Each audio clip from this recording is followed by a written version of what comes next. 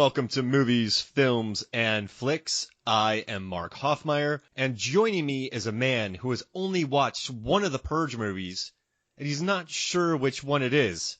It's John Levingood. Wait, I don't know why I'm being called out on it. Well, I've seen two, but I have not seen. There is one that I haven't seen, and what am I I don't know why I'm confused. Well, You're confusing me about being confused about the fact that I'm not really confused about this. Well, I pushed it on you because I was confused. You know, it's funny though. No. I would have been content in my life to have only seen the first Purge, which I did love, until you told me how awesome Frank Grillo was in part two. I like Grillo, and he makes subpar movies better. And so I saw the third one. I haven't yet. No, by the I saw way. the second one. Okay. But I thought I saw the third one. And then this weekend there was like an HBO thing, so I was like, I'll just record it. And I was watching, I'm like, yeah, I've watched this already. And about halfway through, I was like, I haven't watched this. I'm like, which one have I watched? I was like, did I watch two? Then I came up with this whole like subplot in my mind of this completely different other movie. I combined it with like 31. Then I was like, all right, let me look at the Purge 2 cast. I saw it, I was like, oh. So somehow I combined Purge 2 into Purge 2 and 3. So when I saw 3, I was like, yeah, I've seen this already. And it was pretty confusing for me. I didn't like it. But, You didn't like Purge 3? I mean... Election Day? It's weird. They're trying to make these big political statements, but then they also relish in unnecessary murder scenes. Yeah. Like, it's like, you know, people are killing each other. They're doing this so, you know, the lower income and minority populations kill each other during this purge, but then they also show incredibly gratuitous murder.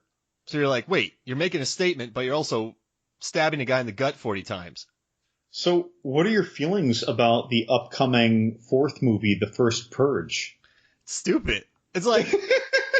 I kind of feel the same way when I'm So, going to watch it. Marissa Tomei is like, hey, let's do a day where all crime is legal.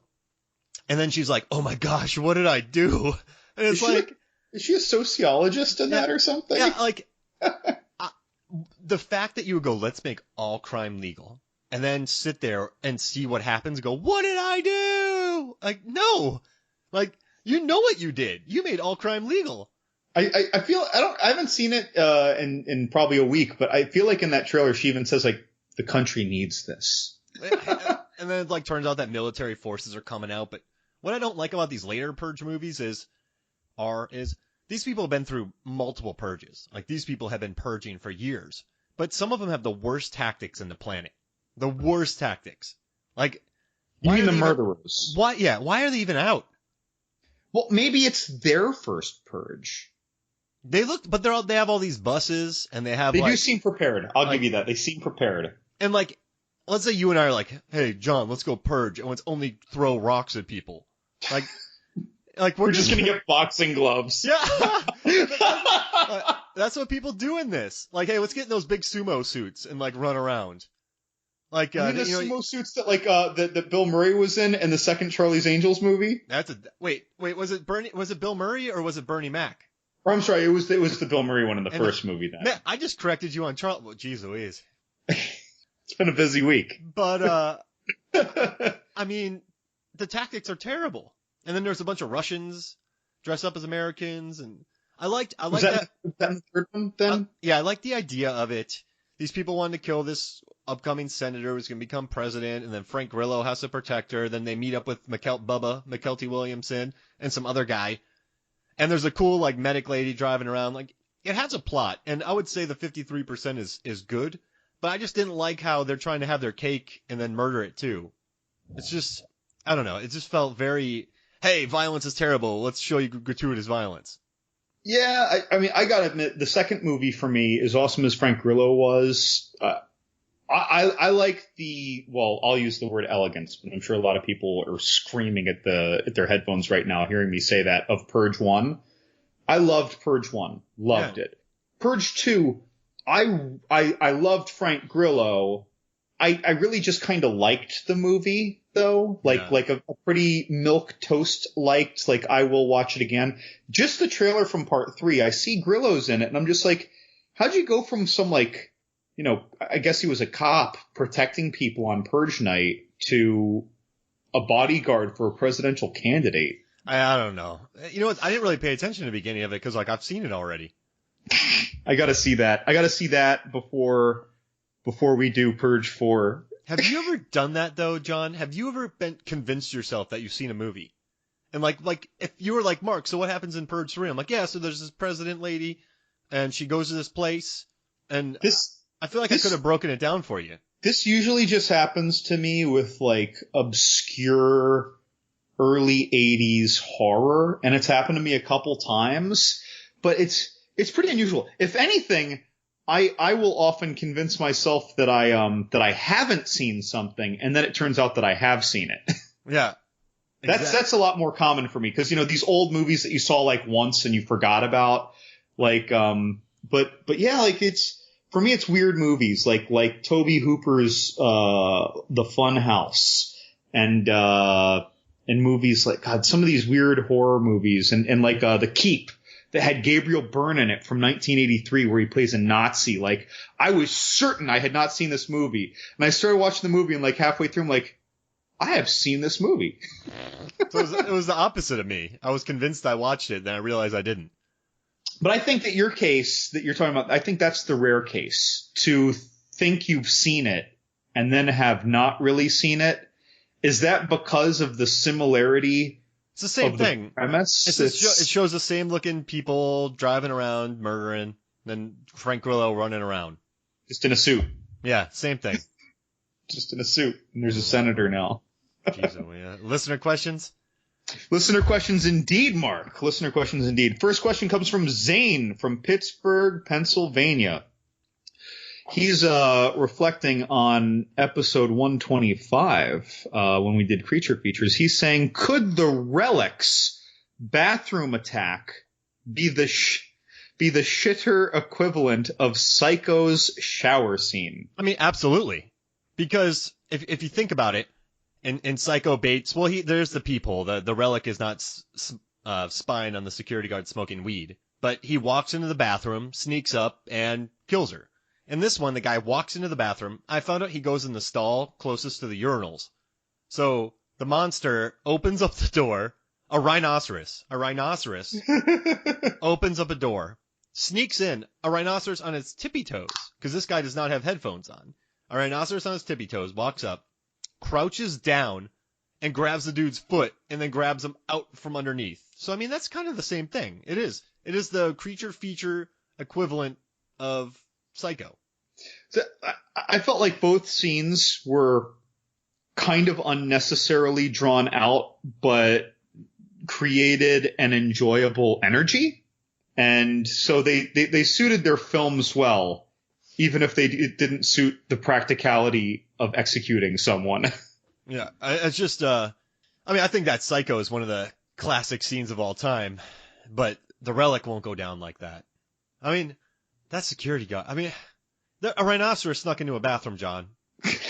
It was a sneaky run. You know what that thing was kind of like, by the way? If it was that sneaky, it's like the Morwen dragon creature that Jim Caviezel fought in Outlander. Yeah, that thing could sneak around. If there was a sneaking contest between that monster and Dolph Lundgren, the monster would win. And the Morwen was often invisible, and the Relic monster had some chameleon DNA, as we learned and mentioned in our discussion. Brother. It had some chameleon DNA along with its rhinoceros beetle DNA and its jaguar DNA and it's all these other Central American animals DNA. Rhinoceroses do not attack people in the bathrooms. And that thing typically. That thing could have smushed the entire bathroom. Dude, so I was in Africa for 2 weeks, and I gotta tell you, there were signs up in the outdoor bathrooms to warn you about spitting cobras in the toilet bowls. Not one sign warning about rhinoceroses. Yeah. We didn't even have doors. What happened? Usually, you're in half of a hut. You're in like half of a hut with an actual flushing toilet underneath it, and it's like cut in half, like from through the roof. So then you're just looking out into the wilderness. So if it's nighttime, you're just looking into black. Jeez, and they're just warning us about cobras. They're not warning us about cheetahs or rhinoceros. Or if it's hey, what happened to Hank? Rhino went into a bathroom, grabbed him by the foot, dragged him out, mauled him to death. Because rhinos are dragging people now. Ridiculous. All right. Our next, this is more of a mailbagger, I think. Next one comes from Johnny Numb from the Last Knock podcast and the Loud Green Bird movie review site. He says, "Hey guys, listen to your show on The Ritual." That was episode 123. Excellent as always. Thank you, Johnny. And I'm finishing up the Ready Player One episode. That was episode 124. Thank you for the great unexpected intros to my convoluted questions. I got spin kicks out of your answers. So that was just nice of him. He follows that up with an actual long convoluted question. And Johnny asks, "A question for your Shape of Water show. Michael Shannon made his feature acting debut in Groundhog Day. The way he yells, 'WrestleMania!' always makes me smile. A film about reliving the same day over and over. Out of all the movies featuring Michael Shannon, which would you want to wake up in and relive in as in a continuous loop, either as a spectator or an active participant? For me, it would probably be Cecil B. Demented. I would love to be part of that renegade film crew, even though not all the sprocket holes make it out alive." All right, so initially I was like, I want to be in Groundhog Day watching Bill Murray live all these days and mess with him. But then I'm like, it's too cold. And then something morbid hit my brain. I'm like, what if I was alive on Pearl Harbor? Because Michael Shannon's in that movie. And I just learned how to, like, defeat the attack. Like, I give an early warning, change the history of the world, fly around in an airplane, get so good at flying an airplane I can wipe out 70 people like an Edge of Tomorrow. And I become, like, the super war hero. Or Man of Steel, I could try to save Zod. Or Jonah Hex, because that movie's terrible and I'd like to be on, like, around those gross people. So would you save Zod by trying to kind of coach him or warn him of the outcomes of his actions? Well, I would get that family out of the building, so then he wouldn't be like, I'm going to blast this family. And then Superman so Superman wouldn't break his neck? Yeah, so Superman would just headlock him. And I would, or I'd just get so good at driving around in the property destruction, it would be fun. Like, I'd just be driving around, like, not getting smushed. You mean like John Cusack in 2012? Yeah, like I would, yeah, exactly. Like I would know, like, you know, in Mario Kart and all these levels, that, like, I played a game called Driver, and once you learn, like, where all the cars are, you can just blast, like, you can drive through it like it's nothing. So I would do that. So I would do Man of Steel. Pearl Harbor, close second. Choice. Like Pearl Harbor, I'd learn how to fly a plane, tanks, battleships. Like, I would just be Warren. But I just think Man of Steel, I could learn how to, you know, I could play Frogger with property destruction. I could sneak on ships. I could see what it's like to fall off a falling skyscraper. I mean, there's a crazy stuff to do during this Man of Steel days. So I think I would try to help Zod win. And then the world goes to normal and I'm like, oh crap. But then Zod would be tight with me. And he'd be like the king of Earth. And then he would be like, I couldn't do it without you, Matt. My name's Mark. Never mind. Whatever, you're a good human. Pass you on the head. It kills me. So I read this question, and of course the first thing I did, obviously a bunch of Michael Shannon movies come to mind, but I looked up his filmography, and I realized, and this is really unusual for me, that I've probably seen less than a third of Michael Shannon's films. Oh, I love him. Have you watched, like, Shotgun Stories, Mud, Take Shelter? Nope. Oh. I love those Jeff Nichols movies he's in. Loving. Nope. He did that Potter movie who got junk dressed up as a Bigfoot and everyone thought there was a Bigfoot in the town. No clue. You ever watch Bug? Yes. Yeah, that was. But I don't want to live in that movie over and over again. I was thinking about that. I'm like, no. I was looking through though, and like I was trying to find things where like I didn't realize he was in it. And one of them was Bad Boys 2. I thought, oh, maybe that. No, he plays a KKK member. So I don't really want to be involved with that. And I don't want to be one of the other Nazis there or whatever, KKK members with him. And then I saw that he was in this horror movie that I've actually still never seen. And it's his only like true horror movie, if you will. And it's, Deadbirds, which is this like old West horror movie. And so I watched the trailer and I'm like, that's Michael Shannon. And it's Michael Shannon, like, young with like he must have been in his 20s. And just seeing that, though, because he's a part of, like, the group of protagonists that's trying to fight these deadbird ghosts or survive these deadbird ghosts. And he's in the trailer. He's like fourth cast on IMDb. So I'm like, okay, he's going to live through at least most of this movie. I'm going to do that because even if he dies in the movie, I'm going to figure out how to avoid death. And I'm going to turn him into the surviving protagonist if he's not already in this movie I haven't even seen called Dead Birds. It looks weird. I remember seeing the trailer thinking it looked dumb. And then I've seen a lot of good reviews in the last, like, 10 years for it. Dead Birds. Just never got around to it. Yeah, it's 2 words, Dead Birds. Don't know why. And it's like these Old West, maybe bandits, maybe renegades, maybe cowboys stumble across this house where they're going to take shelter, not to use a Michael Shannon movie title in there, but, and then they encounter these weird ghost monster poltergeist demon things. And now, just because he's in it, though, I want to watch it a lot more. So maybe that'll be on my list in the next month. Dead Birds. Have you seen? You haven't seen that, have you? No. You know, World Trade Center. He was from Sheboygan, Wisconsin, and that's where I grew up. No way. Michael Shannon and I are basically best friends. Yeah, you guys go way back. You two were drinking, like, craft beer together before it was cool. Yeah, that's right. Dude. No, wait. So we were drinking PBR before it was PBR. Before that got trendy. Yeah, exactly. Back in the 80s. What was it? Before a PB&J became a typical order. Yeah, that's right. Oh, PB&J. Pabst PBR and Jameson. I've had that before. And a slice of pizza.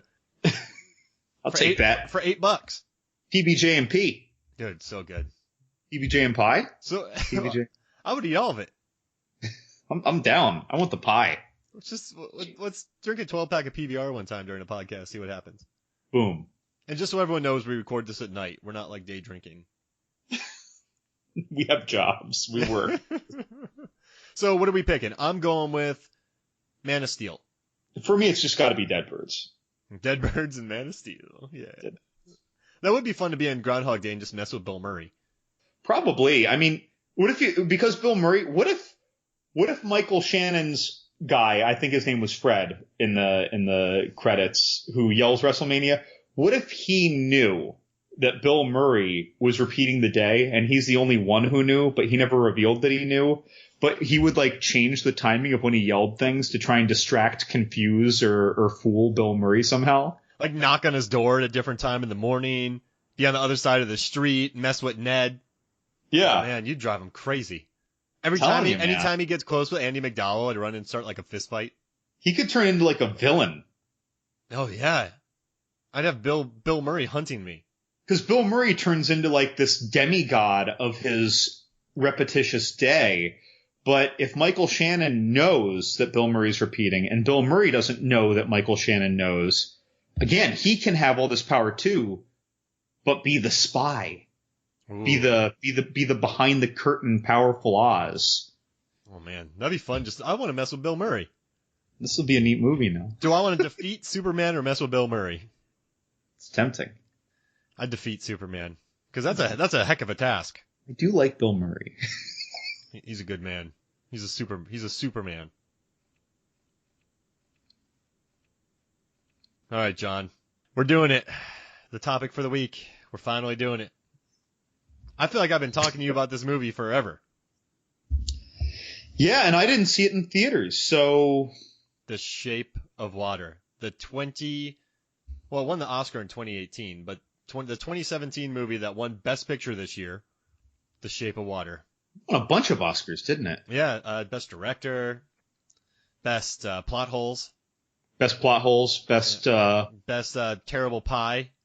The pie. Best worst script writing by showing us that he keeps 17 pieces of pie in his refrigerator to show us that he goes to this pie shop a lot. Best hand signal analogy for a fish penis. Yep. Best finger pulling off. Yep, Spoilers. Lots of spoilers. Best mustard reattachment. Best. I really like that pot that she cooked her eggs in. Best egg timer. Best bathtub masturbation. Best property destruction. It really shocked me, by the way. The last thing when I first saw the movie, Because it happens in the first 4 minutes, and I did not expect that at all. I remember watching it in a theater with it was a packed theater, and there's a lot of people just went. I was like, what? I was like, geez Louise. And also boobs while we're at it. Like there was full frontal obscured by water, but there was full frontal nudity, and there was masturbation within minutes of Richard Jenkins, like, soft-spoken, kind-hearted narration starting. Like, you could see everyone in the theater kind of like moving around. Like, some people were like, oh my gosh. I know what you mean too. Yeah, it's like you got shocked, so you like adjust your position as if you were physically uncomfortable. Like your leg fell asleep or something. You had to move and recross your legs. So what do we want to do, John? Do we want to talk our way through this movie, or do we want to like do you want me to get my grievances out? Do you want to talk about the production? Like, this movie started writing in 2011. They accused him of plagiarism. Turned out he didn't. He wrote he wanted to do this movie because he always thought the creature from the Black Lagoon should get with the woman. He made this movie for $19 million and shot for 12 weeks, which is insane. Super Troopers 2 cost 13.5 and they shot it in 28 days, so a little over 5 weeks.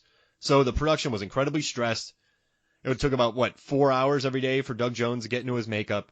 I mean, this between the music, I love the music, between the set design, the acting, the lighting, I think it's a technical masterpiece. But there's just a couple pieces in this movie that just frustrate. It's not like it doesn't even really revolve around the romance. It revolves around factors around that. Because whatever. But I mean, like, there's just some weird parts that somebody wrote the other day, John. They're like, who gives a shit about plot holes? And for the most part, I feel like I'm pretty able to let go of plot holes. But between Pacific Rim and this movie, there's just such glaringly large plot holes for me that I just can't. I can't just go, oh, because. No, I'm going to reflect on that a minute. See, with Pacific Rim, I don't care about plot holes because I get to see giant monsters fighting giant robots, and that's why I bought the ticket. With this, I expected a piece of film art, right? I expected someone's heart to be poured into it.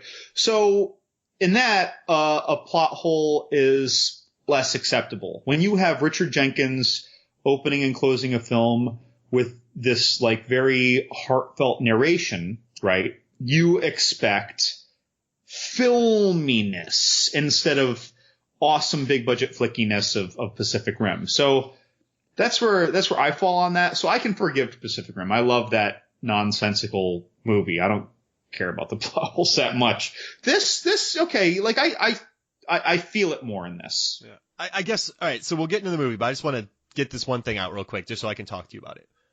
Spoilers. She gets the creature out of the lab, and there's no cameras in his area, but there's cameras everywhere else. So she gets it out of its tank, and she's like, oh, this canal isn't full of water, even though the canal goes right into the ocean. They live in Baltimore. There are docks. There are wharves. There are, if you've seen The Wire, there's like a massive shipping thing there. She could have driven 50 feet up the road and been like, hey, creature, in. Why did the canal have to be filled with water?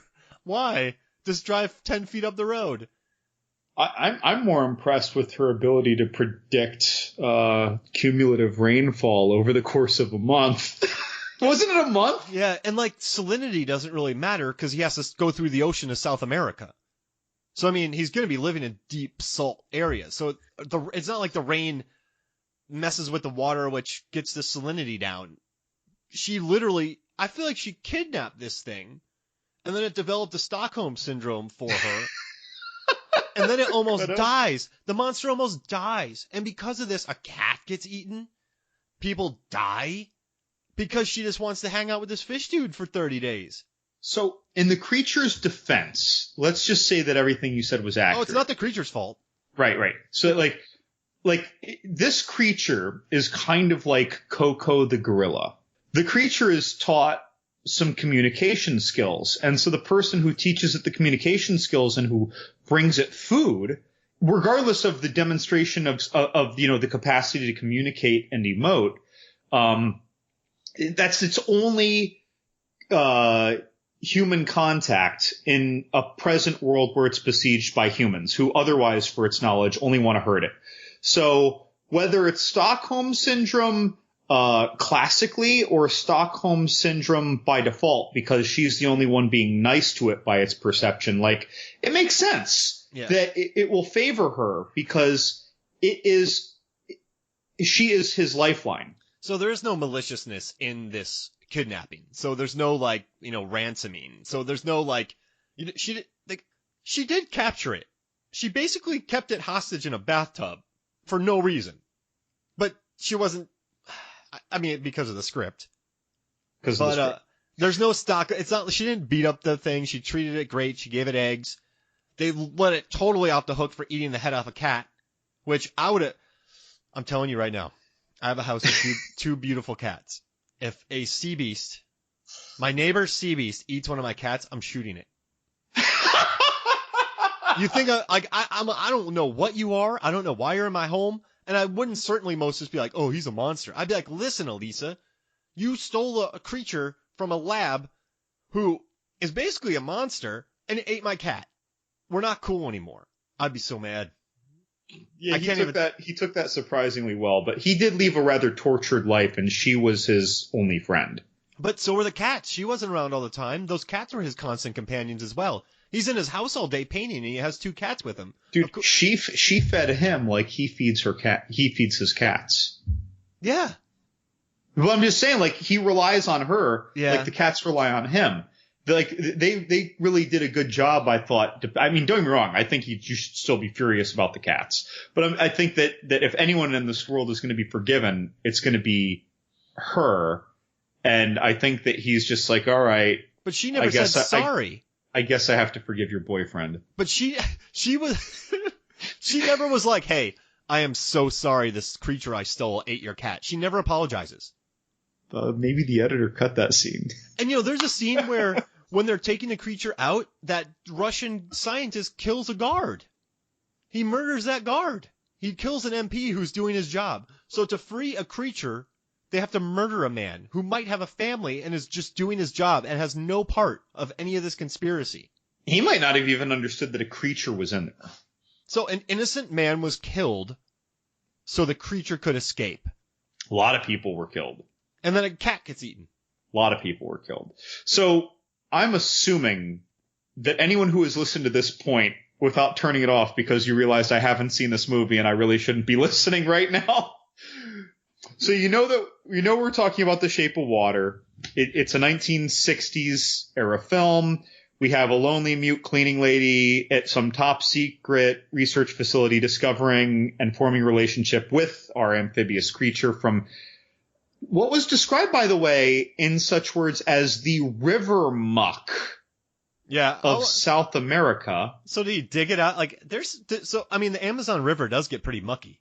Yeah, but all the salt, they always rely on the salt in the movie. Like, he needs the salt. And so I thought that was a little strange. But either way, like, maybe it was very close to the coast. Bull sharks can make their way into the Amazon, right? Bull sharks are making their way into brackish water, though. Yeah. And then they can survive for, like, some period of time in fresh water, but they can't just stay there indefinitely. So he didn't have to go too far into the Amazon. Not necessarily, no. Like, yeah, he could have been coming in some river tributary from, I don't know, Ecuador or East something. I don't know. I don't really know how far the Amazon goes with respect to the coasts. We need a map. But in all truth, though, and I deal with this with biological data in entomology, and that's that the farther back in time you go, the bigger Amazonia or the Amazon was treated geographically. It used to be that the Amazon was almost just northern South America. Gotcha. Whereas now it has a more political border. But either way, so that was a little funny to me. That was something that I had noticed. I didn't notice the thing with the April 10th and the water levels. And why didn't she just drive him to get a taxi if you don't have a car, right? Or use Giles' van. Like, she kidnapped it. Giles had a van. Yeah, they could have just dumped it off right then and there, and lives would have been. Well, they already killed the MP. Well, not just. So there's so many. Okay. All right, so here's the deal. I wrote a positive review for this. If you go to Movies, Films, and Flicks and read my review, you'll see that I left a positive review. And, John, you know me. I'm a big Del Toro fan. I like Del Toro a lot. I'm a big Del Toro fan. But this movie, aside from the beautiful set design, score, acting, and the passion that Guillermo put into it, there's just some things that just can't, just rankle. They rankle me.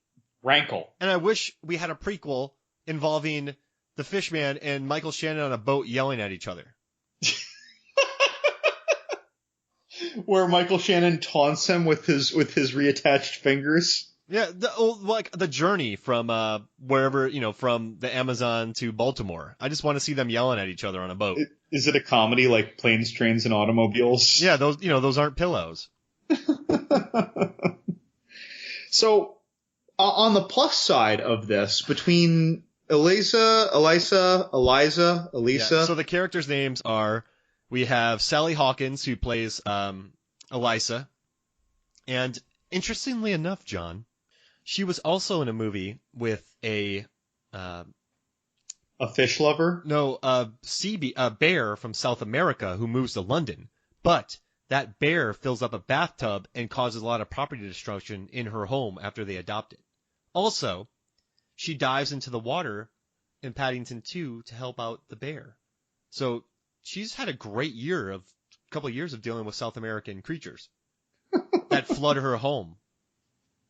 And Paddington is from South America? Yeah. I didn't know that. Yeah. It's a great movie. It's on Netflix, and Paddington 2 is adorable. So sure, there's Zelda. Yeah. Octavia Spencer. Giles. Wonderful. Richard Jenkins. And those three, I feel like Elisa with all of them, like with both of her friends, I think that they are wonderful on-screen chemistry friendships. Yeah, I feel like they. Oh, go for it. Sorry. No, they feel organically, heavily flawed, like in the sense that Giles is more dependent on Elisa than she is to him, but Elisa is more dependent on Zelda than she is to him. But Zelda has her flaws with her husband. Everyone is incredibly flawed. And that's something that's so easy to fall into, like a cliche food processor on screen. But I thought that all that worked splendidly well. Yeah, well, like you said, the scene with the where she brings him food to feed him, I think that's really well done. But then Zelda also takes care of Eliza's checking card. Mm-hmm. And I mean, it's really, their relationships are really three-dimensional. Like, he did a very good job creating a lived-in atmosphere. And they had worked together for 10 years. So by then, you can tell that Zelda just loves talking and Eliza just likes listening. Obviously, she can't talk, but it's a good. Those relationships are very well made. In highly thematic in the film is the lovelorn nature, because all three of them are in some level of whether or not there's a person on the other end, if you will, but all three of them were start out at least in completely loveless relationships, it seems. Yeah, and interesting, Giles, I guess, is a recovering alcoholic. Yeah, that was an interesting, that struck me as highly unnecessary, but I guess it could show his shut-in nature and how he needs to maybe fixate on his artwork and lose track of even his eating habits to the point where he very gratefully says, I don't even think I'd remember to eat, or something like that if it wasn't for you, Elisa. Remember when I wrote my 10,000-word review of Deep Blue Sea? I didn't eat for 2 days. You needed a fish lover to bring you something, or to walk you across the street periodically for the most radioactive looking key lime pie that anyone has ever seen. Why doesn't he just get a good piece of pie? Well, you remember though when he walks in, the rather dashing looking fellow behind the counter says, he guesses his order, key lime pie. And he's like, yeah, because he wants to be known and familiar and everything. So, but it was interesting how they all had their different levels. Like one is longing for someone who would never long back. Octavia Spencer, Zelda, is in her marriage, but her husband seems he doesn't talk, physically useless and uncommunicative. He's got a bad back by her comments. And then Eliza never really, for all we know, never had a relationship. She's like stuck. Sorry, go ahead. Like egg clockwork, she wakes up and masturbates every morning. So and then she goes and works the night shift. So I took that as she couldn't get a job during the day because of maybe people just discriminated against her disability, so she just worked at night. Right. I took it as that. That's because when you look at all the people, this was the 60s, early 60s. So that was a pretty interesting take on her character. But it all changes when evil Don Draper shows up. Evil Don Draper, yeah. So so this is Mr. Strickland, right? Our Michael Shannon, who dragged that monster from the river muck of the Amazon in South America, basically across the world. And then on top of that, though, we have like this weird mix of antagonists because we have that, and then we have the Russian mafia, which I honestly felt was kind of gratuitous. And then we had Dr. Hofstetler, who at first we might question as an antagonist. Then we realize he's kind of sympathetic to our beast, and then he becomes our ally. Via murder. But, I mean, he gets it, though. Oh, yeah. He doesn't want this thing killed. He gets it, but yeah, the real villain is Michael Shannon, and man, does he hit being a weird, controlling, quirky, yet egomaniacal villain down. He's the monster. And he's the creature. It's interesting. Del Toro's past, he had to flee from Mexico, and he said when he was younger, he always thought that monsters were better than humans because of what the humans hide in their souls. So he made the monster the human character. So If you watch like Hellboy and some of the other films, some of his monsters are better than other people. So it's a pretty interesting. Basically, all of them, yeah. Yeah. So it's a pretty interesting take on that. But, Michael Shannon, Richard Strickland, Dick Strickland is the kind of guy who washes his hand before he pees. And that says something about your character. If you wash your hands twice, you're playing with it. I liked that introduction. That was interesting. It let you know how self-involved he was to basically monologue that to the cleaning ladies in the restroom the first time he meets them. But I really liked his character. He felt deep and complex, and I mean even like him shopping for the car, but then being totally sold. As astute as he seems and observant as he seems, he totally got sold on a car that he didn't even really seem to want. It was just interesting stuff, but then he loved it. And his dynamic with his wife and kids, and boy, it was really interesting. But so something that caught me is that towards the end, when he loses track of the asset, as it's referred to by the military, he basically is asking for forgiveness to this 5-star general who wants to learn from this. And he explains that he is a good man, not just good at his job. At one point he says, "I'm a good man." He uses that exact line. I mean, he believes it. Right. But then everything before, he just seems like a questionable to malevolent force. Then he says that, and you think, holy shit, okay. But then right after that, he's just doing his conniving stuff again, and being just vile and torturing Dr. Hofstetler, torturing him while he's already dying. It's you know what's crazy though? Hofstetler snitches like a bitch. He does, but he was dying, and he had he was being fish hooked. He's a Russian agent. I feel like Russian agents in the 60s were like, "You can't kill me." Wait, what was that accent? Wait, I got vodka. That might have been like Middle Eastern or Indian. But He just straight up snitches. I'm like, what?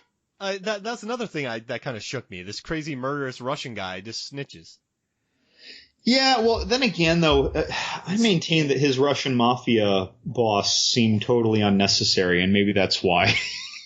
That was a kind of a weird little interesting thing. But I mean, without the Russians, they wouldn't want to vivisect it so fast, the monster. So they're like, the Russians want it, we need to vivisect it. I guess. It's, and then, but yeah, I mean, Michael Shannon, though, God, did he ever nail it? If there was one part that I didn't like, though, for all of his ego and his self-drivenness and his sense of purpose, is at the end when he does see the creature get up and basically wipe off the wound of a bullet hole, and he just immediately goes to, "You are a god," and I just thought that was. If there was a moment in the whole film, and a moment is forgivable, but that was a pretty dramatic one where he was kind of slipping out of the character because of the lines. For me, that was that. When I was in the theater, I could have made this noise when he said that. That did not play real to me either, like as well. But by then I was so mad about the cat that I just wasn't thinking straight. If you just remove that line, the scene's a good scene. Yeah. And then it goes up and it summarily executes him like only a monster can. But how did you feel about I called it a monster. It's not very sympathetic of me. But how did you feel about our creature, our gill man? Before we get this, I just want to do one classic Evil Don Draper line where he asks Eliza, he goes, "Do you squawk a little?" That was, dude... So that made me uncomfortable, but that felt very good in character for him. Yeah, when he was asking about the squawking and then implying that he'd like to make her squawk, I was just like, whoa. I mean, dude. All right, so jumping on the monster now. Jumping on the monster. Did you ever meet Doug Jones during any of your Comic-Con days with me? No, so he has been at our cons, but I was usually scrambling. Gotcha. And he's the nicest dude. So, like, just the nicest guy you could ever meet. So, I was always a huge fan of his. And then when this movie hit and he was getting tons of press, it made me so happy. And his characterization of this monster, he said he wanted to, like, go really with his hips, be like a matador. I thought, he had no front or back flap, so he had to, like, hold on to stuff for hours and hours at a time. But I thought the monster looked great. I don't think there's a fault to the monster with me. I thought it looked good. I thought, I have no complaints about it. And the monster has shown a lot. And so, no, I thought it looked good. I still think I say monster, don't be like, it's just take that as the fish man. It still is a creature. I never thought this thing had like a hyper intelligence. Well, and they never gave it a name. Yeah. There is that. So they never, which surprised me a little bit. Dirk Diggler. Yeah. But, hey, that's a good Boogie Nights reference. But I thought the costume was good. I thought, for me, I felt for this creature because it was on a hell of a wild ride. It gets pulled from the river muck, gets brought to this lab, continuously abused. Some lady starts giving it eggs. She steals it from this lab. Then he's in a bathtub. Then this lady throws herself on him. He's like, all right. Then he sees a cat, eats it. He watched part of a movie. He goes back to the river. He touches the lady's neck. Gills appear, and she's like, let's get out of here. Like, he just had a fun adventure. Well, he almost died in that adventure, but yeah, he certainly did. I mean, he was a spectator in all of this. I gotta say, so remember how I was referring to his closing scene with Michael Shannon when he basically wipes a bullet wound off? So he was lying on the ground, shot in the chest, and then just gets up and wipes off the bullet, and he's fine. When Eliza finds him after a beating session, when he was alone in the room for some period of time, longer than he had to recover from that bullet, he was panting and covered in blood. No bullets, though, just from the cattle prod thing, if you will, and maybe some blunt force beating. And he looked like he was suffering in the chamber. Plot hole. Why didn't he just... And then I thought, oh, it's the rain. But no, that wasn't salt water or briny water that he clearly needed, as we learned, when he was put in the bathtub later. And then they added the brine, and then they still had to add salt. Yep. And so like I liked each scene by itself. And while watching the movie, I didn't really catch it. But when I watched it the second time, I started to notice these things. And now thinking in hindsight, it's like, wow, that really, I don't know if Guillermo del Toro had an explanation for this or not, but like just what I saw on screen leaves me scratching my head about that. Yeah. That, you know what's funny? I never thought about that. I was too busy worried about why I wasn't in the ocean and ate cats to worry about the bullet hole thing.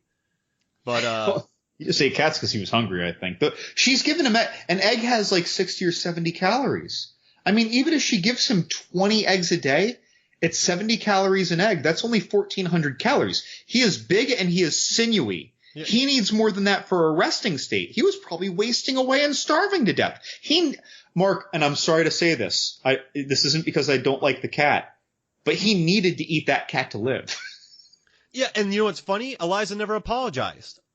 Right, but by virtue of her ignorance of his metabolic requirements, she was starving this creature.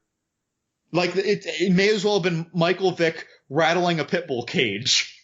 And then he goes and eats cats, and she never apologizes. He goes and eats cat, yeah. And then what happened? And here's the thing: he wasn't even so feral. He did eat that cat, and when Richard Jenkins came in and yelled, the poor thing, he panicked and dropped the leftover of the animal and fled. Yeah, and then later on, he's like, "Hey, cats." He knew. Yeah, he was like a scared, starving animal. He knew what he was doing. He knew it. He knew he was eating a cat. So I used to question your comment about that, but because there was already so much active communication between him and Eliza, it's like I'll lend myself to that. And the cat's in there. He would have probably seen the cat get pet by Giles by that point. He probably would have noticed Giles feed it. I mean, I don't think that was day one. He was there for a month. Yeah. He did it on purpose. He's like, I'm eating nothing but eggs. This woman is feeding me nothing but eggs. Well, I don't think it was spiteful, though. I think it was desperate. Yeah. But, man, just go eat the theater owner. Eliza doesn't mind wrecking his place. Just, why doesn't the creature eat him too? So, she lives in an old movie theater in an apartment above a theater. In the beginning of the movie, the really nice owner of the place is like, "Hey, come on in. No one's watching this Christian movie. I'll give you some free popcorn and soda." Like he gives her free food. I gotta say, by the way, she and Giles live in the largest efficiency apartments I've ever seen. They're huge. But like they are efficiencies because he walks from the living room to the kitchen. There's no wall anywhere, right? And she sleeps on a couch, doesn't even have a Murphy bed, and then walks into her rather large bathroom again for an efficiency. Like, but they both live in what I perceive as efficiencies. You can put walls up in the nice apartment. Dude, they're vaulted ceilings. Like it took a deep blue sea quantity of water to fill that thing, that bathroom. Like, don't get me started. Maybe we should take a break. Yeah, let's do it. All right, let's take a break and let's get into all the property damage that we haven't talked about yet. Welcome back to Movies, Films, and Flicks. That was a lot of property damage. There's so much property damage. And I know that you have a soft spot for property damage in movies. I feel like that first came up with Halloween 2 for you. I really do, Peg. You know what, though? In my home, so when we moved into my house, we had some flooding, and then we had a big rain came through our windows, messed up our drywall, had to get taken off the walls. So whenever I see water damage or property destruction in a movie, just in a home, like when I see Zod destroying stuff, I'm like, that's cool. But just in an individual house, it affects me. What about so you didn't hate all the property damage from the fight with Zod and his underlings with Man of Steel? It's not like my house. I don't have any no superheroes ever flown through my house. Like if that happens and I go watch Avengers Infinity War and I see people flying through homes, I'm be like, those mothers. Like, but that's never happened. What about when Neo is flying super fast and just the force of him flying by is like tearing up buildings? Remember that in the second movie? Like, because even though all those people are living simulated lives, they don't know that. Yeah, just get over yourself, Neo. Like he is causing. Remember when he was zooming at the end to try and save Trinity in Matrix Reloaded, and in his wake you saw like a whirlwind, like it was like a tornado in his wake of shrapnel and cars and destruction. It's like he probably destroyed the equivalent of like New Jersey when he was going from the Himalayas to her to save her. He probably killed like, I don't know, 100,000, or maybe it's just 10,000. He killed people who were hooked up in the Matrix, and you die if you die in the Matrix. Yep. He killed those people. He slaughtered many innocents. I honestly never thought of that until just now, that he was wholesale murdering denizens of the Matrix who were plugged in. We need to do a podcast called Wholesale Murder. Heroes Murdering People. What about movies like Rampage that are coming out? Oh, dude, I was watching that, and like all these military people were just getting slaughtered. And at the end, like The Rock and the gorilla are, you know, they're battling and everything, and like, you know, but no one ever looks back and goes, geesh, you know, we probably lost 7,000 National Guard soldiers. The Rock has killed a lot of people inadvertently. Yeah, he probably has. Or at least his giant ape did. Oh, gosh. All right, next question. All right, so Neil Mitchell from Greenville, South Carolina asks, good friend of the pod, what shape is water? Neil, are you being cheeky with us? I mean, it just depends what you put it in. I mean, it's all shapes. It's no shapes. Yeah, it could be two shapes. It's amorphous. It has no static form, but I suppose it could be shaped around a Gilman's phallus. Yep. It could be the shape of Elisa's bathroom. Yep. As we've seen. Her giant efficiency. Her bathroom was the size of an efficiency apartment. Yeah, it was giant. I had a little apartment when I lived in Korea, and that bathroom was about the size of my kitchen and bathroom.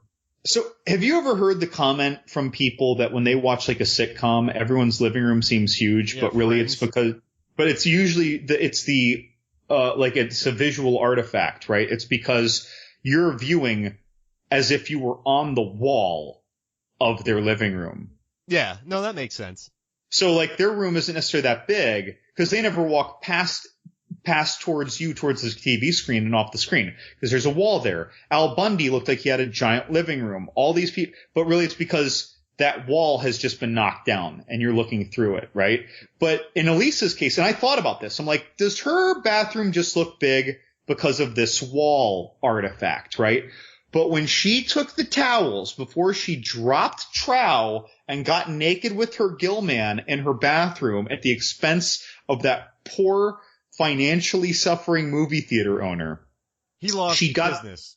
But she got the towel. She took multiple steps to get to the door, to tuck the towels under the door. Multiple steps. I've seen people when I lived in Gainesville when I was going to UF who were in efficiency apartments. You can't even take a whole step into that bathroom. She's taken multiple steps from the towel rack. Dude, a step is like 2 feet. Like she's got like this 12-foot by 12-foot bathroom. I don't even have that. Oh, it's just a big bathroom. And you know, can we? I guess we'll get done with the listener questions before I bring something up, right? About water and filling up that bathroom.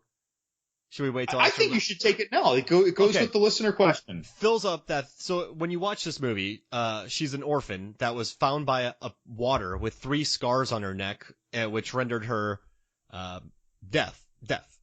And mute. My bad. Mute. Sorry, guys. This movie's flustering me. So she grows up, and there's scenes in this movie, right, where they flood this bathroom, and it's completely full of water, and they're in there for a while, and she looks totally happy. Then there's another scene when after her and the fish man have begun their hookups, where she's on a bus moving her finger around, and the raindrops follow her finger. Oh, I didn't notice that. They follow like it's a magnet almost. They follow her. Yep, they follow her finger. So, is she a fish person? Is that why she's so into this dude? I mean, I don't know if she's a fish. Well, we'll get to the ending, I guess, later, and that brings good credence to your point. But like, there is some. She controls water. There's a lot of fantasy weaving here. So Does she have some elemental connection to water then? Sure. I didn't notice that, by the way, with the water, following her finger. But like, yeah, there's some elemental affinity there. Is she meant to be some other thing? Is she meant to be, or do the females of this Gillman species happen to look more human? Or is she something else? Greek mythology is loaded with kind of water nymphs. Whether or not they have gills, I don't know how the mythology works or how they're illustrated. But like okay, so with your datum that you just threw out and what I've seen, she's something. Because he heals things. We haven't seen him transmute necessarily anything. We've seen him heal things. And for him to turn her magically with her scars in those convenient places from an injured human into a different organism, I think that that's beyond his power. I think that, yeah, he healed something and she had some weird mythological water affinity. She was controlling water.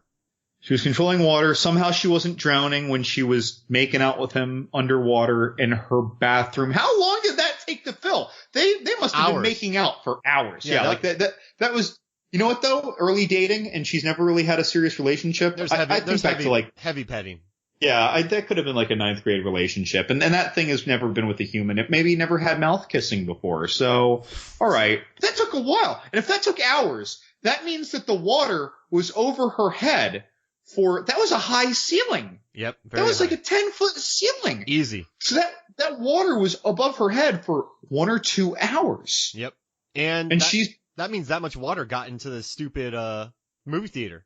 Dude, even if that room is only 10 by 10 by 10 feet, that's 1,000 cubic feet of water. I don't even know how the floor didn't fall out from under them. Doesn't a gallon of water weigh like something like 8 pounds? And a gallon of water isn't even a cubic foot of water. Yep.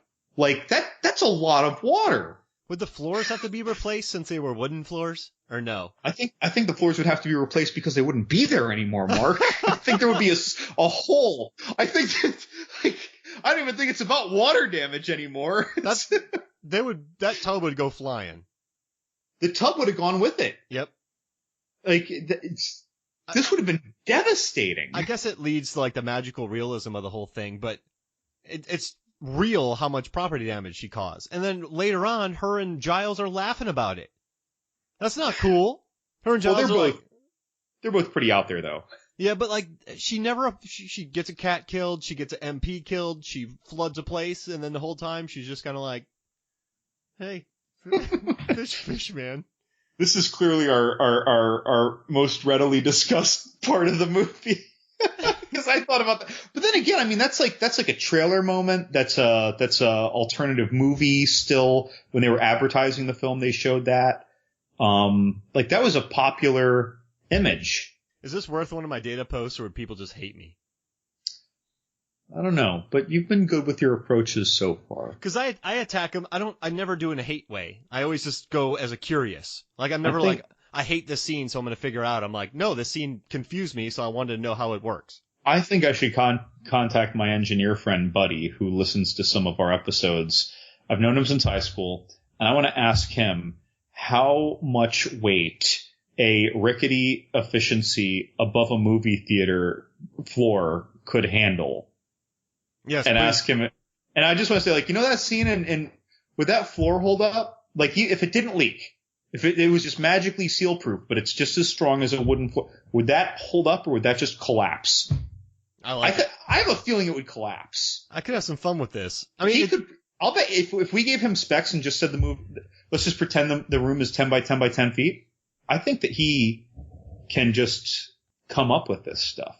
I mean, the floor, it works though. So whoever did the carpentry in her home is excellent. We need to meet this person who did her floors. I mean, it is nice though. It does have those high ceilings. But that floor lasts though. Like all that water's on those floorboards and they make it. Like they must have treated the heck out of those things. You know who had a place like that? Although his was bigger, but it was like a high story, like doesn't even look like it was meant to be a place. Victor Frankenstein, James McAvoy. I was going to say Daredevil. He was like clock tower high, and he had that big, like, that vaulted ceiling and that huge mega room. But then he just slept in like a simple bed. Was there water damage in it? No, because he didn't mess with that. He only filled like a 1 quart container with a couple of eyeballs. Remember? Eyeballs. All right. So next listener question comes from Jesus Narvaez, if I'm getting that right. That's at Narvaez 1979-2002 on Twitter. He asks, is this movie plagiarized? Mark, I think you mentioned something about that earlier. And then he did add a happy smiley face. I think he wasn't trying to be mean about it, and he really was just inquiring our opinion. So a Pulitzer Prize winning playwright and author, Paul Zindel, in 1969 wrote a story called Let Me Hear You Whisper. And it's not like a dead on, but it's very, very similar to this plot. Now, Del Toro got this idea from somebody else. So some guy came up to Del Toro, then Del Toro wrote it. Like, Del Toro even wrote backstories for all the characters, and Richard Jenkins Giles refused to read it, which is kind of funny. But Del Toro said, I have never read nor seen the play. I've never heard of this play before making The Shape of Water, and none of my collaborators ever mentioned the play. He's like, I've written 24 screenplays. No one's ever had a complaint. I've written TV shows, movies. I've been at this for 25 years. I have an unimpeachable reputation. So he's saying he did not rip it off. But there are similarities. I mean, so it's almost like the person who came to him with the idea plagiarized a 2-sentence premise. Yeah, I mean, maybe the guy that Del Toro got the idea from was like, had that in the back of his mind when he pitched it.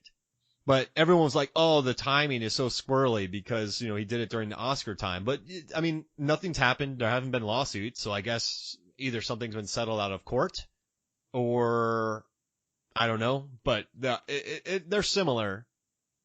But I guess in Let Me Hear You Whisper, it's more of like a beast. And then in this one, it's more of like an ancient god. So he said he knew nothing about it. Yeah. You know what? I am quite comfortable believing that when I see some of the awesome and inspired and honestly sometimes batshit zany, i.e. Crimson Peak stuff that he comes up with, he gets his ideas and he runs wild, naked, and drunk across the quad on the campus with it. He gets some Ducati and he just starts slamming on his computer. Like someone might have given him ideas, and as he was writing and coming up with pages, someone might have kept giving him ideas from this other storyline. But I mean, I think he's good. I think he's good. I gotta say, I need to see or read this other thing though too, because I have a feeling that other than our monster-based plot holes, I have a feeling that Guillermo del Toro's thing is better. And wait, you know what's kind of funny? Go for it. No, it's just because like I said, he just comes up with he is so into his dark romance. Even in Hellboy, there's a weird romance between a Hellion and a kind of human with a superpower. In Hellboy 2, you have Abe Sapien and the Princess Nuada. Like, he loves his unusual, they'd almost feel forbidden or impossible romantic connections, Crimson Peak. He loves these things. He even did it in Blade 2. Oh yeah. When the princess of the vampires that were trying to exterminate him fell for him. Yep. He does this he loves this. I don't think that someone writes with that kind of passion and comes up with all those ideas by copying something 25 years deep in their career. Yeah. Maybe some background checks could have been done if this had happened, but like you said, he just got into it. And you know what's funny? He pitched this movie to Sally Hawkins when he was drunk in 2014. Good for him. He's like, it didn't make me sound any less drunk. He said it made me sound more drunk. I believe it. Which I think is pretty funny. But no, I don't know, man. When I first heard this, I'm like, even though some plot holes, whatever, he probably got the idea and just ran with it, like you said, through the quad, yelling. I will be curious as we mention these plot holes if, I don't even know if the disc that I bought has a director's commentary, and whether or not it does, if a extended or director's cut is in our future. Yeah, that'd be interesting. I'd like that. And I asked somebody about this. And if it deals with any of it, yeah. No, I have a question, John. I asked somebody about this, and you already answered it, but they're like, because. Like, I just can't because this movie. Like, oh, why did this happen? They're like, oh, because. I just can't because this movie. Again, I wanna give some forgiveness and just say, but this is such a weird, this is not just a fantasy, it's an artistic fantasy. But even as an artistic fantasy, its tale is rationalized before our eyes. And if you are going to rationalize fantasy in front of us, you have to keep it rational. If you want it to be one of those surreal movies, then you can get away with whatever you want. But our surrealism is limited to a dream sequence and a make-out scene and a sex scene that we don't see in a bathroom. And that's it. Yeah. And so if those are the only elements you have, one's a dream and one is clearly artistic license and they're very isolated, then I don't think you get away with these plot holes. If the whole movie is more artistic, I think you get away with these plot holes. A girl walks home alone at night. I think you can get away with any plot hole you want. Yeah. Just right? Because the way it was filmed with the style and all that kind of stuff. This, I don't think you get away with it. Now, I happen to forgive it in terms of my enjoyment of the movie, but I agree with you that these things should have been better reconciled in front of us. I guess they're more exacerbated for me because no one else is calling them out. And so I feel like I'm just the only dude on an island. Like, I feel like I'm the only crazy person. I feel you. Yeah. I feel you. The next question. All right, we have two more questions. We're going to do one more now. This one is from Kat, a longtime friend of mine from Gainesville, Florida. Kat asks, when engaging in a dalliance with a gill man, what safe sex practices should I use? I feel like I should at least follow restaurant safety guidelines for handling raw fish. So we're answering this question for how a woman should handle it. Well, she is a woman and did say, how should I? I went about it in a rather gender neutral way, not intentionally. Yeah, I don't want to answer the way she said it. I think, it turned out okay. It did. But she might have been part water nymph. So I've got two sides to this, right? So on one side, aquatic organisms have a totally different cadre of parasites. And because, like invertebrates, not just bacteria or viruses, can get you three-dimensionally at all times, like worms. Like a lot of fish have worms. Yeah. And so like you could get all sorts of stuff. So you could get a weird worm from engaging in intercourse in a natural water aquatic environment or just living there. But then there's that movie, The Bay, about those crustaceans that start out almost like a microscopic krill that end up eating your tongue and like eating people inside out. But then the other side of that is that he has regenerative or healing properties. So maybe his body perpetually kills all virions. And then he's in contact with you. When he touches you, he can also heal. So hypothetically, one person could have gonorrhea and the other could have chlamydia, and you both walk away with nothing because he has healing properties. So he can make hair grow. So just go for it. He can make hair grow. So I'm just saying, because of his healing properties, that everything from hair to bullets to decades long sealed gills. Yep. That cut on his arm he healed.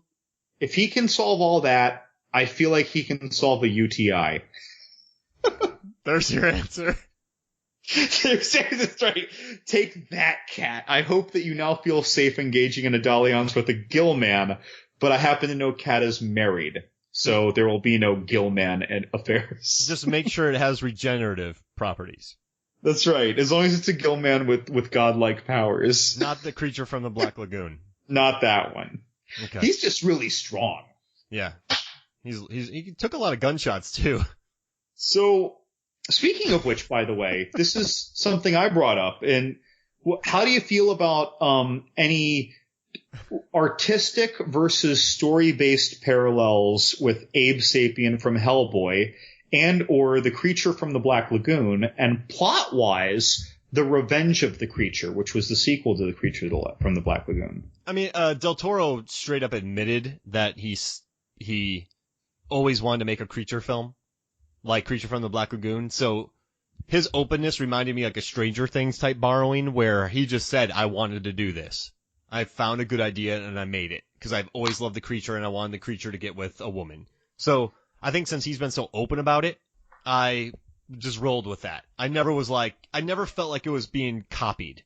Oh, no. Yeah, you know what I mean? Not. There are obvious parallels with what Creature and Revenge, but at least he's open with it. And Abe Sapien, I mean, they definitely look the same actor.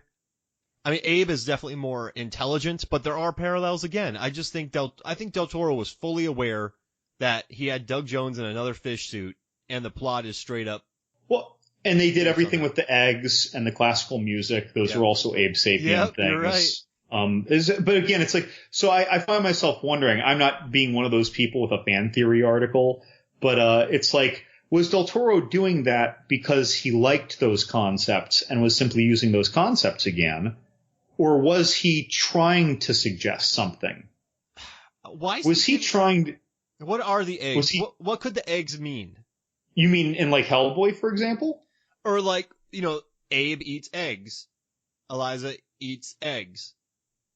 Is there a meaning behind the eggs? Unless he's making a life metaphor. Yeah. That'd be the only thing, right? I don't know.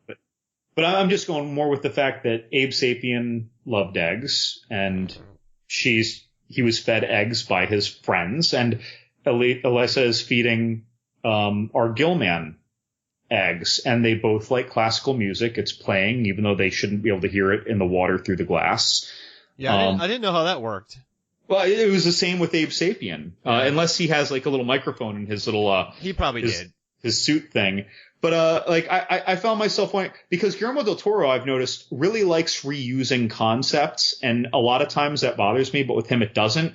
Like in Hellboy: The Golden Army, the robot Golden Army, when the head's knocked off, it had these like predator-like mechanical mandibles that it used to crawl, and then he used that as the design in his Blade 2 vampires, and then in his zombies in the Strain. So and then the other thing is that claw-like thing makes me think of the Kronos device in his first horror movie, Kronos. But then that Kronos device was a lot like the clockwork thing in Cronin, the clockwork horror Nazi in Hellboy used to wind himself up. So like, he likes using a lot of concepts over and over again with artistic license and taking turns. So maybe that's all that was happening with the eggs and the music. And I'm going to get Doug Jones again because he does great characters. That's even beside the point.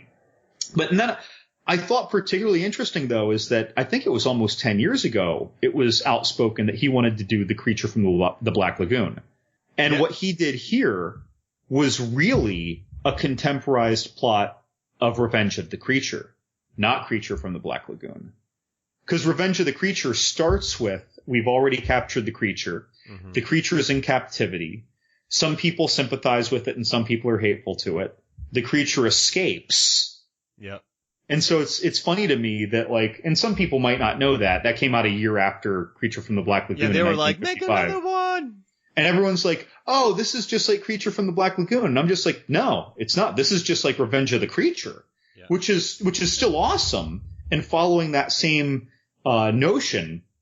But it's interesting to me that his contemporization was of basically a sequel. It was inspired more by the sequel than the original when he originally vocalized wanting to do the original. But maybe that worked better with the relationship.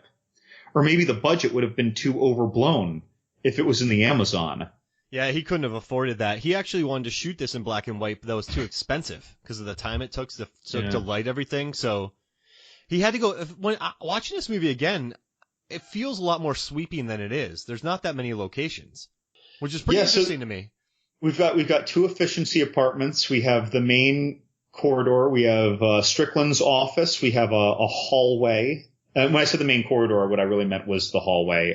They would use that hallway 6 ways from Sunday. Right. And then, of course, there was the chamber in which the gill man was, which makes sense to use as much as you can because that's where the water basin is too. That's got to be expensive, right? Yeah, and has no video cameras in there. You think cameras would be in that room? I have mixed feelings there because I think that they don't want the people in the security office to know that the Gillman is there. Oh, yeah, you're right. That's good. Never mind. But nowadays, though, that would be easy to work around, right? You just be like, oh, those cameras only go to Strickland's office, right? I don't know if that would have been a hard back then, though, or easy. Good call. But then again, Strickland, though, did Strickland even work there before he got there? Wait. Okay, this is a question I had, by the way. So Strickland is interacting with this 5-star general, right? Yeah. Why is Strickland linked to the military? Does he actually work for the CIA? Does he work for a privatized company? Does he work for the military? What is this research facility? Who is he? He served in the military with that 5-star general. They were in Korea together. So he obviously he might just be a contractor. Sure. Is he CIA? He's introduced as the head of security, but that just might have been what they told the employees. I don't even fully understand. I guess it's not important for the movie, but that's something that I noticed the first time I saw it. I'm like, who is he when he was interacting with the general? Like, why can the general fire him? Is it not the head of the research facility that fires him? Is the general in charge of the research facility? It doesn't even say it on his wiki here. I don't know what that was. But again, in that case, it almost echoes a more child's fantasy when a lot of things aren't explained. When someone just shows up to help, it's just a nice person who helped our protagonist, and you don't wonder where they came from. Whereas when we're adults, we're like, who is this dude? Who's paying? Are my tax dollars paying him, or is this privatized? I'm just wondering. Am I funding this place? Exactly. No, I'm just kind of wondering that. It's just where my mind goes sometimes. I like that. But, people were paying for fish torture. Or were they? I don't know. I mean, don't get me wrong. When someone's getting waterboard overseas, I guess our tax dollars are paying for that. But when experiments are being overtaken by a third-party contractor, are we? And is that what Strickland is? And he's over there, getting this thing out of the river muck, and then he's overseeing almost interrogations with it, or trying to train it, or, he's got an awful lot of roles here. Again, this is almost like a childlike separation from story, that he has such a thick bag of tricks in his resume that he can do all this. Also, he knew did he wrestle it out? Do you think he had a team of people? Did a lot of indigenous people die helping him get this creature out of muck? So I'm assuming he had a team. I think he was just wording it that way, like you're telling a story. But yeah, didn't he say I wrestled that thing out of the river muck? I want a mud wrestling match dragged between it. Michael Shannon and the creature. I don't think that'd be a nice experience for Strickland. he could single leg him like King Kong. I mean, that thing took off a couple of his fingers. Yeah, you're right. Man, and Strickland ripped off his own fingers when the reattachment wasn't taking. Good Lord. And him with his wife. That was not to get into detail. That was squirrely. But wow. Don't talk. You're getting blood on my face. Don't talk. With his mutant rotting fingers. Good Lord, man. His wife was being so cool to him. He's like, I think I need a new car. She's like, I'm gonna put your hand on my big boob and you're gonna get a car. And then he repays her with probably the most unpleasant sexual experience of her life. Maybe it's, wait, since he works for a private organization, does she get a good benefit package? Is that a sexual innuendo? No, money. I'm playing, man. I don't know. Or is this because it's the 60s? Is this the Good Shepherd? Does she think that he runs a car dealership? Does she think he's a salesman? He's evil Don Draper. Does she have any idea what he does? When he went to South America to drag that godlike creature out of the river muck, did she think that he was on a sales retreat with trust falls with used car salesmen? Yeah, and they're just trying to push Chevys to South America. But and meanwhile, he's just like they're like griping about Baltimore, and she's like, "Oh, I like it here. It's only 20 minutes from DC, right? It's still Baltimore. No one likes Baltimore." I'm like, "What's wrong? Who crapped in your cornflakes, dude?" They had a great setup. I mean, his wife is happy, his kids are happy, and he's just grumbling around. It's just, well, men will be men. I wonder if him going to South America to get this thing was almost a punishment or a demotion. And maybe that's why he's not in DC. Maybe then expect him to succeed. There's like, get Strickland out of here. Then he comes back with a sea monster, and they're like, what did you do? Whoa. We said to get a little sun, man, and have some Mai Tais. You took this way too far. You know you started an incident now, right? Like the natives are riled up. It sounds like he killed a lot of them because he said that they came at him with bows and arrows. That's right. That's right. He it was straight up Lost City of Z, but he had guns. Yep. Oh, I love that movie. Have you seen Lost City of Z? Very recently I saw it. That was neat. It needed more budget, but I liked what they did with it. Such a beautiful film. Contemplative, great to look at, patient. That's just it. Yeah, like I thought it was going to be more of a showpiece film when really it was more the character's journey, which was in the personal journey, inflexive journey. I was a little surprised by that. What do you think he would have done with the Sea Beast? I think he would have been friendly to it. Dude, I don't think he would have dragged it out of the river muck. Yeah, you're right. Dude, people were firing.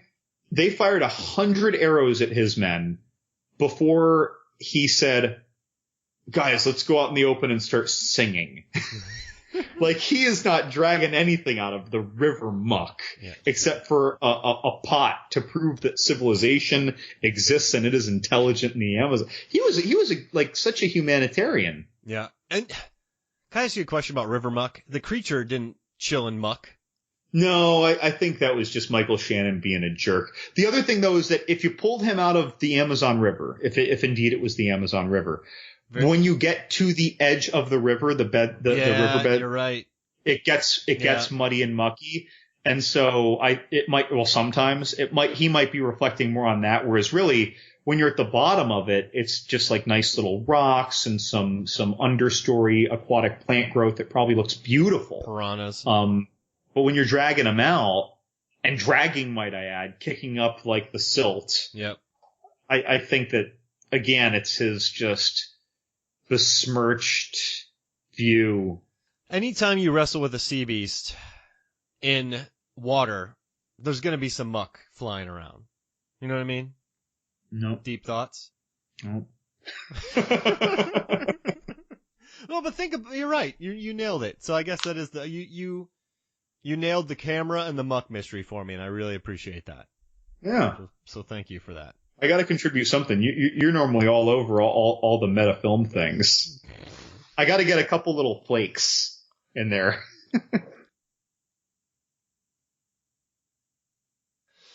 So what else do we have to cover on this thing? Anything else we want to talk about? Well, we do have one more question, don't we? Yeah, we do, and it's a doozy. And this one's from your brother? Yeah, and so my brother Eric, because on Movies, Films, and Flicks the other day, I was like, the perfect cast for It Chapter 2 would be just everyone from the Fast and the Furious movies playing the grown-up children. And then Cole Hauser from Too Fast, Too Furious being Pennywise. So it's basically all the Too Fast, Too Furious cast being attacked by Cole Hauser in the clown makeup. So my brother sends me a question. He goes, what would be better, the Furious cast in the next It chapter, or Pennywise the villain in the next Furious movie? Okay. I think that it doesn't matter, and that either way, they are going to utterly demolish Pennywise. And here's why, man. So a bunch of kids did it, and they basically just bludgeoned him to death. Well, to near death, right? They defeated him by bludgeoning him simply because they decided to work together and get past their fears. Yeah, we're not afraid of you. Dude, I mean, the Fast and Furious crowd now have 8 movies of almost dying together and risking their own lives to save each other, and even losing friends and still deciding to move on together, and then making friends with someone who straight up murdered one of your friends. And 48 cops. And 48 cops at a hospital. They are professional, no-quitting people. And now they practically have superpowers in these movies, by the way, when a guy with a sawed-off shotgun almost killed them all in part one. So I think that they're just going to unite with their Vin Diesel family power and do a Fast and Furious Care Bear stare and then clink Coronas at a barbecue in rural Derry. This is how after defeating it. This is how I want it going down. They break a bunch of Corona bottles and just stab the clown to death. Dude, that just got like 80s prison movie shanking dark. Like, but the way the Fast movies are going, I feel like in about 8 installments they're going to be fighting Galactus. Wait, do you mean when we hit Fast and Furious 16? Yeah, they're going to be battling Galactus. I don't even know if it's that far. With the Silver Surfer. I think it's part 10. Yeah, so, yeah, to part 10 they're fighting Galactus. So, cause they're too good now. Yeah, so if Pennywise becomes a villain, what is Penny driving? Like, is it driving a clown car? Like, is it robbing things? Is it teleporting? Like, what kind of villain would Pennywise be in the Fast world? I mean, well, he's going to be someone who talks too much. Oh, wait, dude. Sorry. I've interrupted you a couple times. I apologize, man. I'm being like Del Toro when he gets an idea. I just run. You're good, man. I want to hear it. I just run with it. I want it. All right, so Pennywise, they find out that there's an actual Pennywise on Earth, and they get the Fast team to do it because they're the only ones who can. And that's it. Then they stab it with Corona bottles. Wait, so simultaneously, Fast and Furious 10 is also It Chapter 2. Yeah, the problem is they just kill Pennywise in the first 3 minutes, then they fight Galactus. Like, Vin Diesel just walks up and punches him in the throat. Yeah, then Michelle Rodriguez comes up and they all just start stabbing it. The Rock picks up a missile and just drops it on him. And lives. Dude, you just described like some horrible death of Julius Caesar, though, where everyone's just stabbing him. Me too, Diesel. Poor Pennywise. I kind of feel badly. So he would have no chance. But all right, so how about this? Just the actors from the Fast and the Furious movies play the It character. So there's no cars, no family. It's just them playing those roles. It's still a bunch of like muscular dudes instead of a bunch of children. But they get to play wimpy. But they're muscular. Yeah, and Michelle Rodriguez is like, I'm scared of this clown. And you're like, yeah, right. I want like Vin Diesel cowering. Actually, he would never cower to a clown. It's in this contract. I think that Michelle Rodriguez has it in her contract that she never cowers. Yeah, even in Avatar, she was lighting people up before she got blown up. Dude, in Blue Crush, she was tough. You know, and like, they can't lose fights. So obviously in every situation, the movie would just be Pennywise running from them. Well, I mean, no, they can decide that the circumstances are against them and tactfully and smoothly escape. Yeah. Right? They can do that a bunch of times. Like Pennywise comes out at them, like in Fast and Furious 5 with Dwayne Johnson. Pennywise comes at them and he's like, I've got you now, if that's how he talks, whatever. And they're like, more juicy. This is Brazil! And then everyone like raises their beers and yells and they're racing cars and he's like, there are too many Brazilians here for me to take you now. I'm going to back up into my hole. Like, I don't know, just something weird and unnecessary like that. I like the creature explaining his movements. It's a shame that people don't have video of me waving my hands in front of the Skype screen while I was talking in my horrible Pennywise voice. Oh no, that was right. Escape. Whatever, man. That's right up there with that. I'm as bad as your Michael Caine when I do Pennywise. No one's gonna think I'm doing Pennywise. It was on my sex time. And no one knows who that Pennywise needed to be more juicy because during that movie he's like super juicy. Do you think that when they do Chapter 2 that they are going to have Bill Skarsgård adjust his performance to popular criticism online? Yes. Yeah. I think do you like to the point that it almost seems like a different Pennywise, you know what I mean? Like in terms of his malevolence or his quirkiness or his how he jibes at them verbally. I mean, he knows they're not kids, so he's coming at them differently, right? Maybe. He didn't in the book, and he didn't, but in my opinion, and he didn't really seem to change much in the miniseries. I'll tell you what, though, man, if a clown was staring at me from a gutter, speaking to me like he did to the children, I would get the heck out of there. It would still freak me out. Little juicy clown talking to me.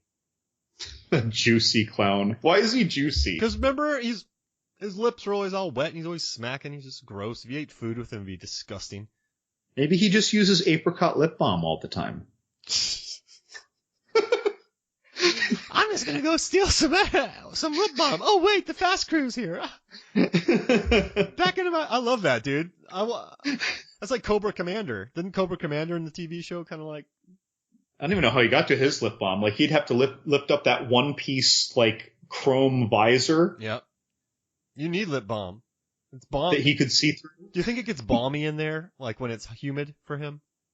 I mean, he's not drying out his lips though, like because he's breathing it. It's like having a Halloween mask in the 80s. Yeah, or it's like just breathing convention air, but right next to your face all the time.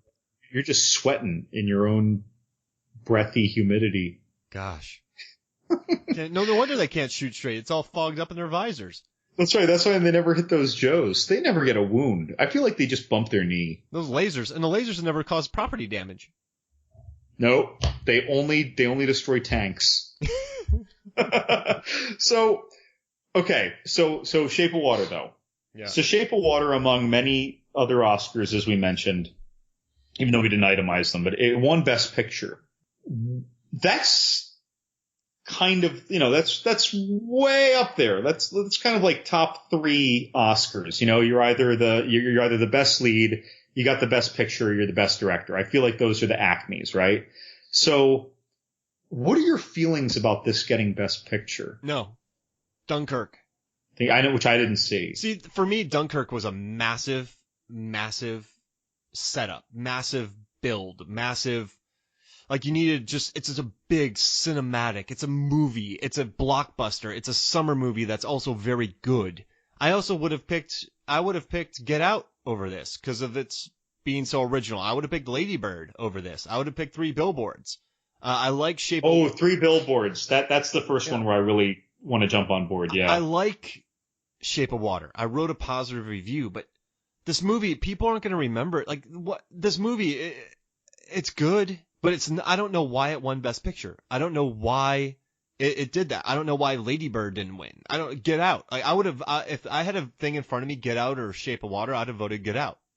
Do you think that other than the fact of all the other, what I would think are much more deserved Academy Awards that it won, all the artistic geared things especially, do you think that fueled, along with the ignition of how a weirdly different film this was, is what resulted in people just saying, yeah, Best Picture? Yeah, I think so. They kind of wanted to shape it up. Everyone loves Guillermo del Toro. The Best Picture never really wins Best Picture, rarely. But I think Moonlight was the best one. That justifiably won last year over La La Land. But people love del Toro. We love del Toro. So we had a lot of momentum. This movie was a hit. It had an interesting theme. And I think it was just riding a roller coaster. I mean, you know what's crazy? Some guy from Gold Derby predicted it. He saw it and he said it's going to win Best Picture. And Gold Derby is where I go to get my Academy Award predictions. So I think between the love for Del Toro, everything he's gone through in the industry, people love him. I think it just had the momentum behind it. I'm going to add to that so when I was watching this, I think I mentioned earlier, the second time I watched it and then reflecting on it after the second time before our discussion, I noticed all these little flaws, inconsistencies, and I didn't even notice all the things you noticed, right? The first time I watched it, I was nothing but awash with awesome.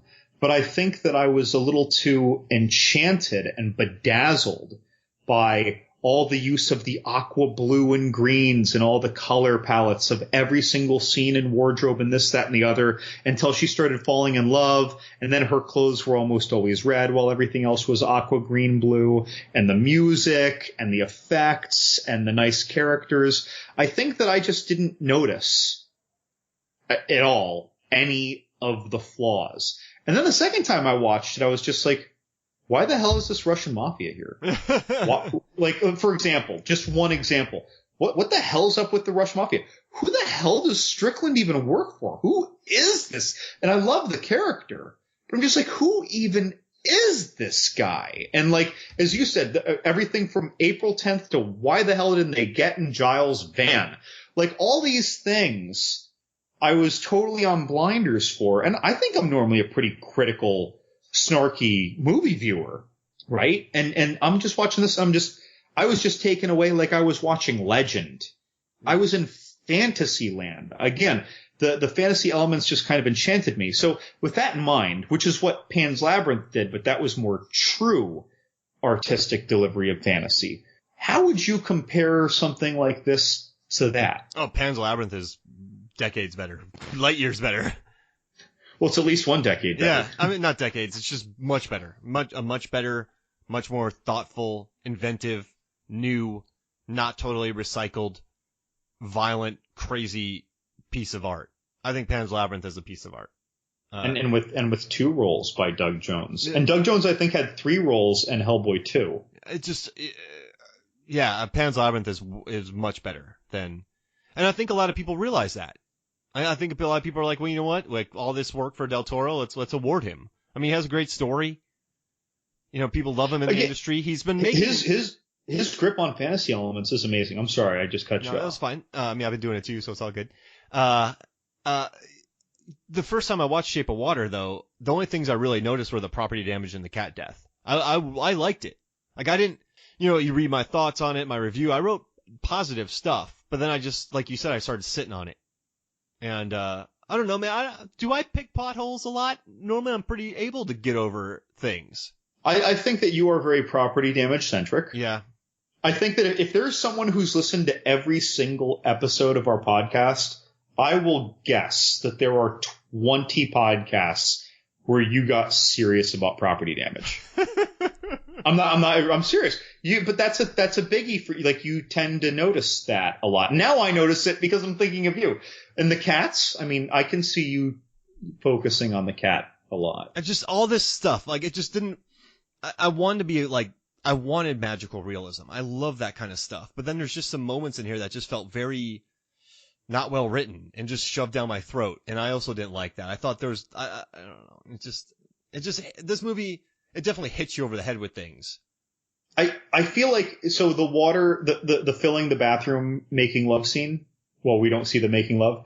If they woke up in a bed so that I could then say, okay, where did this transition from reality to a dream?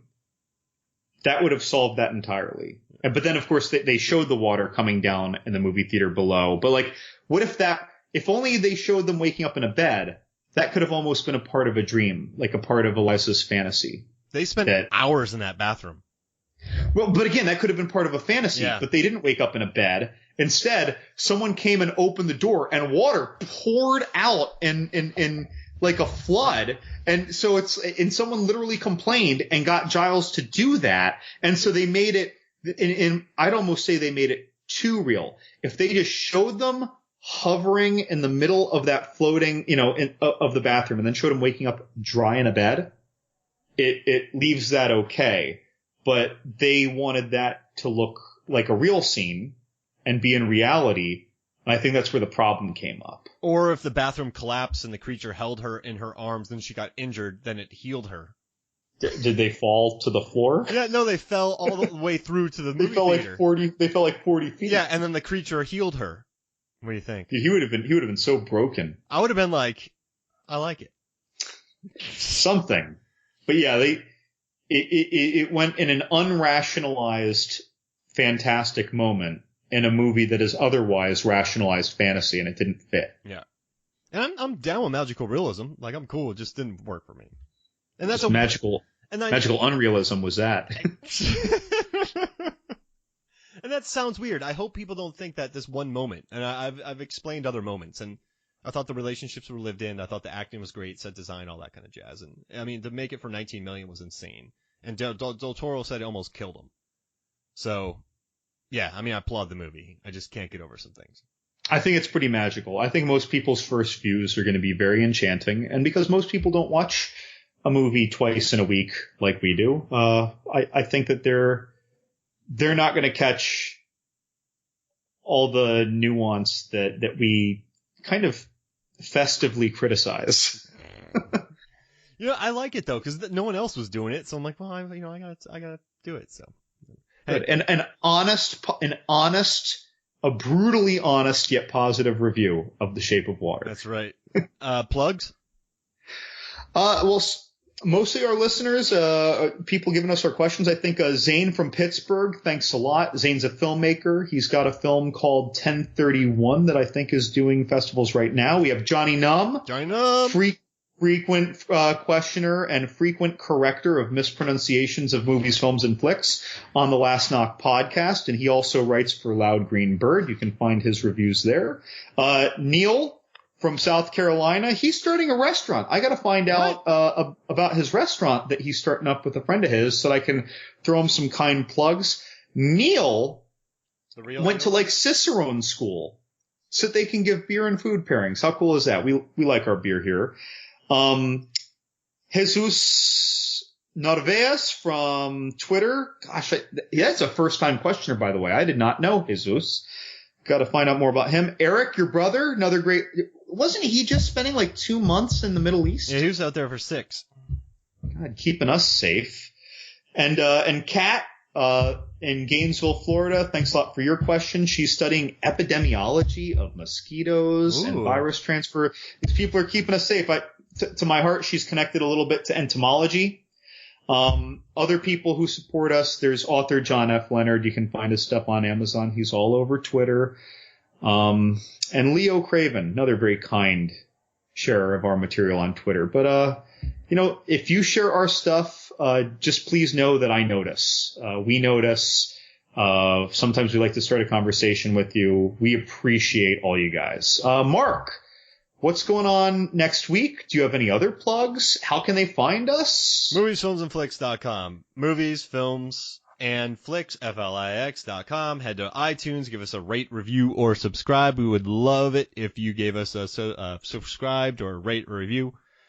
Love to hear more from you. Also, we're on Twitter, Movies, Films, Flicks, and then MFF Horror Corner. Yeah? Mm-hmm. All right. And then also head to our website. Check our reviews out. We have 8 years worth of them. Actually, read them. Don't read mine from about 2013 on. John's fine, whatever. But yeah, don't read my early stuff. I'm not exactly proud of my earliest work, but it got me here. So yeah, exactly. What are we doing next week? Next week we are doing Avengers: Infinity War. So Boom. Tiny little movie coming out, and we'll be talking a lot about that. And send us some questions. We'd love to hear them. And so for me, Mark Hoffmeyer, and for John, he's a good friend because he notices I hate property destruction. Levingood. This is Movies, Films, and Flicks. See you next week.